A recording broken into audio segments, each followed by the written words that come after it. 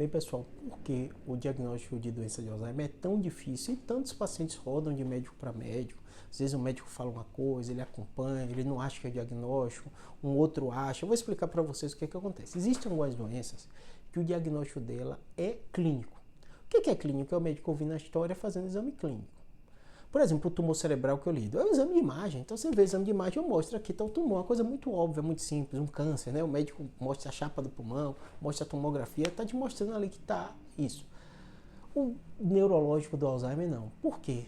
É o diagnóstico clínico, eu vi a história, vi a capacidade cognitiva, várias funções cognitivas, às vezes a avaliação neuropsicológica, fazendo um monte de teste, vai somar informação. É uma doença que às vezes é progressiva, então às vezes você pega um paciente com alta capacidade cognitiva, que perde um pouquinho as funções, a família nota, mas às vezes na hora de você fazer uma triagem, um teste, ele até passa naqueles testes. Ele piorou frente ao que ele era, mas às vezes ele tinha uma capacidade tão boa que às vezes é difícil para a gente de fora médico acompanhar e ver. E como o diagnóstico é clínico, às vezes demanda tempo. Demanda tempo ver essas funções cognitivas perdendo, né? Muitas vezes com diagnóstico diferencial, então tem que fazer ressonância, tem que fazer exame de imagem, muitas vezes tem que fazer líquido, tem que fazer exame de sangue. Às vezes a gente pede exame de medicina nuclear, que até ajudam. Hoje em dia evoluiu muito os exames de medicina nuclear, que ajudam a gente a fechar o diagnóstico de Alzheimer, mas normalmente não é simples. É um diagnóstico complexo, é um diagnóstico muitas vezes evolutivo, então nem sempre você na primeira, na segunda consulta você consegue fechar aquele diagnóstico, às vezes demanda tempo, às vezes demanda testes terapêuticos, né? Ou investigação de diagnóstico diferencial de outras doenças, né?